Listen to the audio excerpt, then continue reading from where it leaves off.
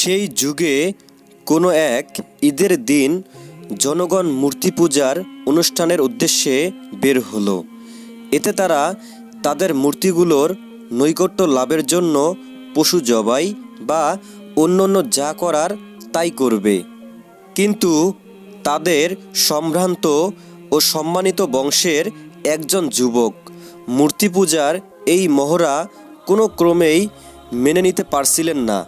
তারা যে সমস্ত কল্পিত মাবুদের উপাসনা করছিল তা দেখে তিনি বিবেকের কাছে থমকে দাঁড়ালেন। সন্দেহ তার মনে ঘুরপাক খাচ্ছিল। তার চিন্তা ও চেতনায় এক নতুন গতির সঞ্চার হলো। তিনি জনসমাবেশ ত্যাগ করে চুপ করে বের হয়ে গেলেন। একটি গাছের নিচে গিয়ে পেরেশান হয়ে বসে রইলেন। কিছুক্ষণ পর তার মতোই আরেকজন যুবক এসে তার সাথে বসে পড়লেন। তার মনেও একই সন্দেহ। এক এক করে 7 জন যুবক এসে একত্রিত হলেন। সকলের মনে প্রশ্ন একটাই, নিজ হাতে গড়া কাঠের ও পাথরের মূর্তি কি করে আমাদের মাবুদ হতে পারে? কল্যাণ অকল্যাণের ক্ষমতাই বা কোথায় পেল তারা? যিনি এই সুন্দর পৃথিবী সৃষ্টি করেছেন, এই আকাশ বাতাস তৈরি করেছেন, যিনি আমাদের জীবন ও মরণের একমাত্র মালিক, তাকে বাদ দিয়ে এগুলোর ইবাদত কি করে সম্ভব? এই 7 জনের মধ্যে কোনো প্রকার রক্তের সম্পর্ক ছিল না, কিন্তু কিছুক্ষণের মধ্যেই ঈমানের বন্ধনে তাদের একজন অন্যজনের সাথে আটকে গেলেন। তারা সকলেই এক বাক্যে পরস্পরের নিকট জাতির লোকদের মূর্তি পূজা ও শিরকের প্রতি মনের সন্দেহের কথা প্রকাশ করলেন। অতঃপর তারা মহাবিশ্বের মাঝে তাদের প্রখর দৃষ্টি ঘোরালেন। এতে তাদের অন্তরসমূহ তাওহীদের আলোয় আলোকিত হয়ে উঠল এবং আল্লাহর মনোনীত দ্বীনের সন্ধান পেয়ে তাদের আত্মা এক অনাবিল প্রশান্তি লাভ করল। তারা সকলেই ঈমান গোপন রাখার উপর একমত হলেন, কারণ তাদের বাদশা ছিল মূর্তি পূজক মুশরিক, যে তার প্রজাদেরকে শিরক করতে বাধ্য করত। তারা সমাজের অন্যান্য লোকদের সাথেই বাস করতে থাকলেন, কিন্তু তাদের প্রত্যেককেই যখন একাকী হন তখন আল্লাহর ইবাদতের দিকে মনোনিবেশ করেন। কোনো এক রাতে তারা যখন একত্রিত হলেন তখন তাদের একজন নিচু আওয়াজে এক পূর্ণ সতর্কতার সাথে বললেন, হে আমার বন্ধুগণ, গতকাল আমি একটি খবর শুনেছি। এটি যদি সত্য হয়, আমার ধারণাও তাই, তাহলে অচিরেই আমাদেরকে আমাদের দিন হতে ফিরিয়ে রাখা হতে পারে, অথবা আমাদের জীবন নাশ করা হতে পারে। আমি শুনলাম আমাদের ব্যাপারটি এখন আর বাদশাহর কাছে গোপন নয়। আমাদের দিন ও আকীদাহর বিষয়টি এখন তার কাছে অস্পষ্ট নয়। যেই দিনকে আমরা হৃদয়ে গেঁথে নিয়েছি এবং যা আমাদের চিন্তা চেতনার অবিচ্ছেদ্য অংশে পরিণত হয়েছে, তা এখন বিপন্ন হওয়ার পথে। সুতরাং তোমরা চিন্তা করো এবং তোমাদের সিদ্ধান্ত তোমরাই গ্রহণ করো। দ্বিতীয়জন বললেন, খবরটি আমিও শুনেছি, তবে তা মুনাফিক এবং অজ্ঞদের অপপ্রচার মনে করে উড়িয়ে দিয়েছি। পরক্ষণেই খবরটির সত্যতা প্রমাণিত হলো। তারা বললেন, আমরা আমাদের দ্বীনের উপর অবিচল থাকব। যে বিপদই আসুক না কেন তা মাথা পেতে মেনে নেব। আল্লাহর সত্য দিনকে জানার পর কোনোভাবেই পূর্বের সেই মূর্তি পূজার দিকে ফেরত যাব না। গুজব এখন সত্যে পরিণত হলো। বাদশাহ তাদের খবরটি জেনে ফেলল। তাদেরকে ঘর থেকে বের করে বাদশাহর দরবারে হাজির করা হলো। বাদশাহ বলল, তোমরা তোমাদের ব্যাপারটি গোপন রাখতে চেষ্টা করেছো, কিন্তু সফল হতে পারোনি। আমি জানতে পেরেছি যে তোমরা বাদশাহ এবং তার প্রজাদের ধর্ম ত্যাগ করেছো। তোমরা এমন এক নতুন ধর্মে প্রবেশ করেছো যে সম্পর্কে আমি জানি না কোথা থেকে তা তোমাদের আসল। আমি তোমাদেরকে কখনোই এভাবে ছেড়ে দেব না। আমি জানি তোমরা সম্ভ্রান্ত বংশের লোক, তাই অন্যরা তোমাদের কারণে বিভ্রান্ত হতে পারে। এমন আশঙ্কা যদি না থাকতো তাহলে তোমাদেরকে বাধা প্রদান করতাম না। যাই হোক, আমি তোমাদের ব্যাপারে তাড়াহুড়া করতে চাচ্ছি না। তোমরা চিন্তা করো, হয় তোমরা আমার ধর্মে ফেরত আসবে, অন্যথায় তোমাদের মাথাগুলো দেহ থেকে বিচ্ছিন্ন হবে। কিন্তু তাদের অন্তরগুলোকে আল্লাহ মজবুত করে দিলেন, ঈমানকে শক্তিশালী করে দিলেন। তারা বললেন, হে বাদশাহ, আমরা এই দিনে কারো অন্ধ অনুসরণ করে প্রবেশ করিনি, বাধ্য হয়েও নয় এবং অজ্ঞাতবশতও নয়। আমাদের সুস্থ বিবেক ও ফিতরাত আমাদেরকে ডাক দিয়েছে, আমরা সেই ডাকে সাড়া দিয়েছি। বিবেক আমাদেরকে আলোকিত করেছে, তার আলোতেই আমরা চলছি। আল্লাহ এক ও অদ্বিতীয়, তার কোনো শরিক নেই। আমরা তাকে ছাড়া আর কাউকেই ডাকব না। আর আমাদের জাতির লোকেরা অন্ধ হয়ে অন্যর তাকলিদ করে মূর্তি পূজা করছে, যে ব্যাপারে তাদের কাছে কোনো দলিল প্রমাণ নেই। এই হলো আমাদের শেষ কথা। এখন আপনার যা খুশি করতে পারেন। এরপর বাদশাহ বলল, এবার যাও, আগামীকাল অবশ্যই আসবে, আমি তোমাদের ব্যাপারে ফয়সালা প্রদান করব। তারা ফিরে এসে পরামর্শ করতে লাগলেন এবং প্রত্যেককেই স্বীয় মতের চাকা ঘোরাতে লাগলেন। তাদের একজন বললেন, বাদশাহ যেহেতু আমাদের ব্যাপারটি জেনেই ফেলেছে, তাই তার ধমকি ও হুমকির মধ্য থেকে আমাদের কোনো লাভ নেই। আমরা ওই গুহার দিকে দিন নিয়ে পালিয়ে যাব। যদিও তা হবে এই প্রশস্ত দেশের তুলনায় খুব অন্ধকার ও সংকীর্ণ, কিন্তু আমরা সেখানে প্রশস্ত মনে এক আল্লাহর ইবাদত করতে পারবো, যা আমরা এই বিশাল রাজ্যে করতে পারছি না। এমন দেশে আমাদের বসবাস করাতে কোনো কল্যাণ নেই, যেখানে আমরা নিরাপদে আমাদের আকীদা বিশ্বাস অনুযায়ী দিন পালন করতে পারি না।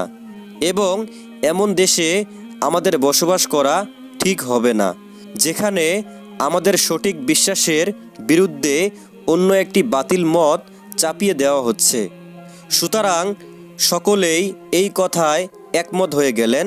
তারা সফর সামগ্রী তৈরি করে নিজ দেশ ছেড়ে এক অজানা পথের উদ্দেশ্যে দিন নিয়ে হিজরত শুরু করলেন। পথে একটি কুকুর তাদের সাথী হয়ে গেল, একই পথে চলতে লাগলো, তাদের সাথে ভালোবাসার বন্ধনে আটকে গেল এবং তাদের প্রহরী হওয়ার দায়িত্ব পালনে নিজেকে নিজেই মনোনীত করল। ভালোকে ভালোবাসলে এবং সৎ লোকের সাহচর্যে গেলে আল্লাহর প্রিয় হওয়া যায়। এই প্রাণীটি হয়তোবা তা অনুধাবন করতে সক্ষম হয়েছিল। পথ চলতে চলতে এক সময় তারা গুহায় পৌঁছে গেলেন। হয়তোবা সেখানে তারা আল্লাহর দেয়া রিজিক থেকে ফলফলাদি পেয়ে গেলেন এবং ঝর্ণার পরিচ্ছন্ন মিষ্টি পানি পান করলেন। দীর্ঘ পথ চলার পর সফরের ক্লান্তি দূর করার জন্য পরিশ্রান্ত শরীর নিয়ে সেখানে তারা সামান্য বিশ্রামের নিয়তে গুহার মধ্যকার জমিনে মাথা রেখে শুয়ে পড়লেন। শুয়ে পড়ার সাথে সাথেই হালকা ঘুম অনুভব করলেন এবং সেই হালকা ঘুমের পথ ধরেই গভীর নিদ্রা চলে আসলো।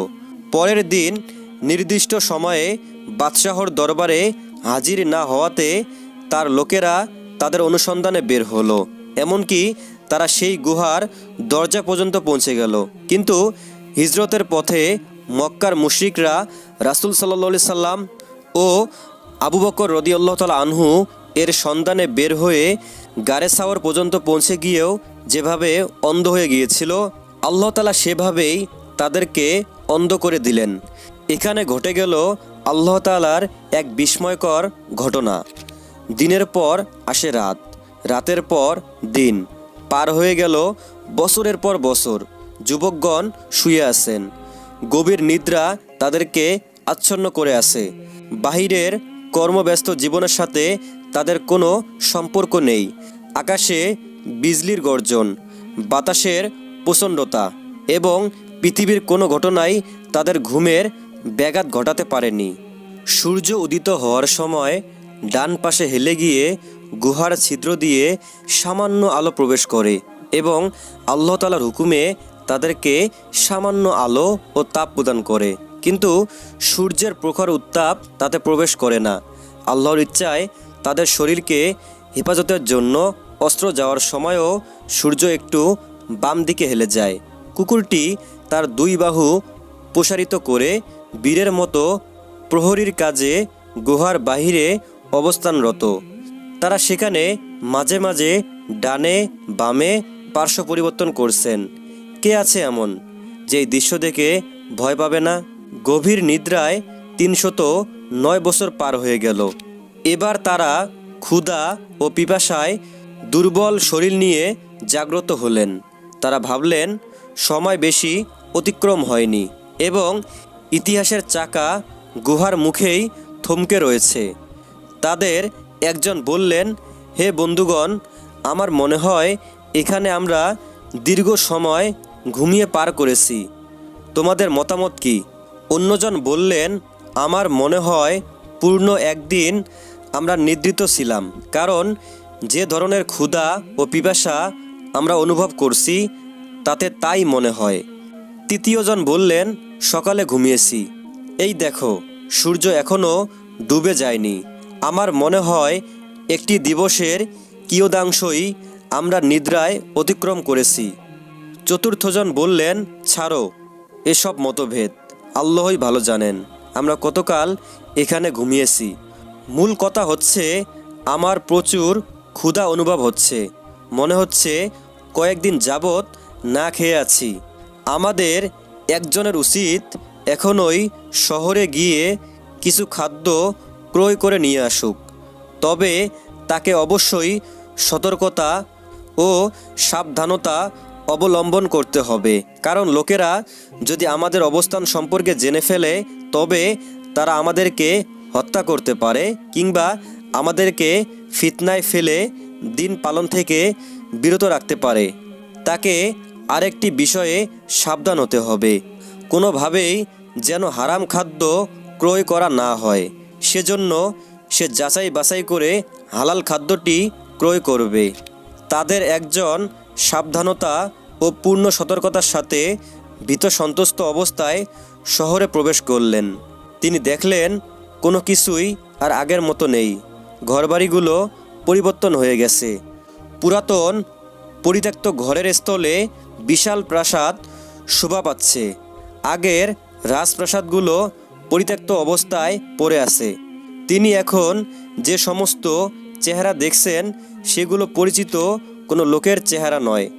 নদীর স্রোত আগের মতোই চলছে বয়ে, পরিবর্তিত রূপ ধারণ করে ঘরবাড়ি ও বনবনানি ঠিকই আছে, শুধু নেই আগের মানুষগুলো। তার দৃষ্টি বিচলিত হলো। এদিক সেদিক চোখ ঘোরানোতে লোকেরা সন্দেহ পোষণ করতে লাগলো এবং তার চলার ভঙ্গিতে মানুষের সন্দেহ দানা বেঁধে উঠল। পরিশেষে লোকেরা তাকে ঘিরে ধরল। উপস্থিত লোকদের একজন তাকে জিজ্ঞাসা করল, আপনি কি এখানে অন্য দেশ থেকে এসেছেন? এত চিন্তা করছেন কি নিয়ে? অনুসন্ধানই বা করছেন কি? তিনি বললেন, আমি এখানে অপরিচিত কেউ নই।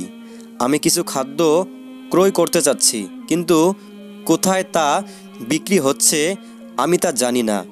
একজন লোক তার হাত ধরে খাদ্যর দোকানে নিয়ে গেল। সেখানে গিয়ে তিনি রূপার তৈরি কয়েকটি দিরহাম বের করলেন। দোকানের মালিক দিরহামগুলো হাতে নিয়ে ঘুরিয়ে ফিরিয়ে দেখলেন। এ তো 300 বছরের অধিক সময় আগের তৈরি। সে ভাবল এই ব্যক্তি হয়তো কোনো গুপ্তধন পেয়েছেন। সম্ভবত এই দিরহামগুলো ছাড়াও তার কাছে বিপুল পরিমাণ দিরহাম রয়েছে। দোকানের মালিক বাজারের লোকদেরকে ডেকে একত্রিত করল। এবার গুহাবাসী লোকটি বললেন, হে লোক সকল, দেখুন আপনারা যা ভাবছেন বিষয়টি আসলে তেমন নয়। এই মুদ্রাগুলো লুকায়িত অসংখ্য সম্পদের কোনো অংশ নয়। গতকাল মানুষের সাথে কোনো এক লেনদেনের সময় তা আমার হস্তগত হয়েছে, আর এই তো আজ আমি তা দিয়ে কিছু খাদ্য ক্রয় করতে যাচ্ছি। আপনারা তাতে এত আশ্চর্য বোধ করছেন কেন? এর কোনো কারণ তো আমি খুঁজে পাচ্ছি না। আর কেনই বা সন্দেহের উপর নির্ভর করে আমার বিরুদ্ধে গুপ্তধন পাওয়ার এবং তা লুকিয়ে রাখার অপবাদ দিচ্ছেন? এই কথা বলে তাদের ব্যাপারটি মানুষের কাছে প্রকাশিত হয়ে যাওয়ার ভয়ে তিনি স্থান ত্যাগ করতে চাইলেন, কিন্তু লোকেরা কিছুতেই তাকে ছেড়ে দিতে রাজি হলো না। ভিড় ভেঙে দিয়ে কিছু লোক একাকী তার সাথে নম্র ভাষায় কথা বলতে লাগলো। কথাবার্তার এক পর্যায়ে তারা যখন জানতে পারল যে তিনি হচ্ছেন 309 বছর পূর্বে জালেম ও কাফের বাদশাহর পাকড়াও থেকে পালায়নকারী সম্ভ্রান্ত বংশের 7 জন যুবকের একজন, তখন তারা আরও আশ্চর্যিত হলেন। তারা আরও জানতে পারল যে তারা হলেন ওই সমস্ত যুবক যাদের অনুসন্ধানে বাদশাহ সকল প্রচেষ্টাই করেছিল, কিন্তু তাদের কোনো সন্ধান পাওয়া যায়নি। যুবকটি এবার আরও শঙ্কিত হয়ে পড়লেন, কারণ এখন লোকেরা তাদের ব্যাপারটি জেনে ফেলেছে। তাই তিনি নিজের ও তার সাথীদের জীবন নাশের ভয়ে পালাতে উদ্যত হলেন। লোকদের মধ্য হতে একজন বলল, হে ভাই, তুমি ভয় করো না। তুমি যেই জালেম বাদশার ভয় করছো সে তো প্রায় 300 বছর আগেই ধ্বংস হয়েছে। এখন যিনি এই রাজ্যের বাদশাহ তিনি আপনিও আপনার সাথীদের মতোই একজন মুমিন বান্দা। এবার বলুন, আপনার অন্যান্য সাথীগণ কোথায়? যুবকটি এবার আসল ঘটনা জানতে পারলেন। ইতিহাসের সেই দীর্ঘ দূরত্ব তিনি উপলব্ধি করতে পারলেন, যা তাকে মানব সমাজ থেকে আলাদা করে রেখেছে। তিনি বুঝতে পারলেন এখন তিনি মানুষের মাঝে চলমান একটি ছায়া ব্যতীত আর কিছুই নন। এরপর তিনি লোকদের উদ্দেশ্যে বললেন, আমাকে গুহার অভ্যন্তরে বন্ধুদের কাছে যেতে দাও। আমি তাদেরকে আমার ও আপনাদের অবস্থা সম্পর্কে সংবাদ দেব। তারা দীর্ঘক্ষণ যাবৎ আমার অপেক্ষায় আছেন। আমার আশঙ্কা হচ্ছে তারা আমার ব্যাপারে চিন্তিত আছেন। তখনকার বাদশাহ তাদের খবরটি জেনে ফেললেন। তিনি গুহাবাসীদের সাথে সাক্ষাৎ করার জন্য ব্যাকুল হয়ে উঠলেন এবং দ্রুত গুহার দিকে চলে আসলেন। তিনি তাদেরকে উজ্জ্বল চেহারায় জীবিত অবস্থায় দেখতে পেলেন। তাদের সাথে মুসাফা ও আলিঙ্গন করলেন। তিনি তাদেরকে রাজপ্রাসাদে আহ্বান জানালেন এবং তথায় স্থায়ীভাবে বসবাসের আমন্ত্রণ জানালেন। তারা সাফ জানিয়ে দিলেন, নতুনভাবে জীবন যাপনে আমাদের কোনো আগ্রহ নেই। আমাদের ঘরবাড়িগুলো বিলীন হয়ে গেছে।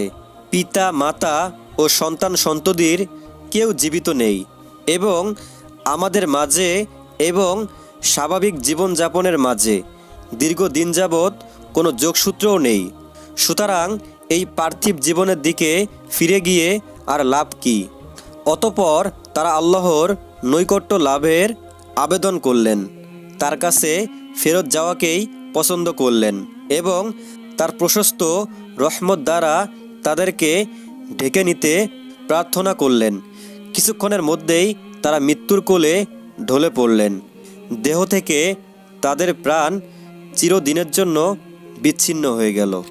প্রিয় বন্ধুরা, ভিডিওটি ভালো লাগলে অবশ্যই একটি লাইক দিবেন, আর এরকম ইসলামিক নিত্য নতুন ভিডিও পেতে আমাদের এই ছোট্ট চ্যানেলটি সাবস্ক্রাইব করে সাথেই থাকবেন ইনশাআল্লাহ।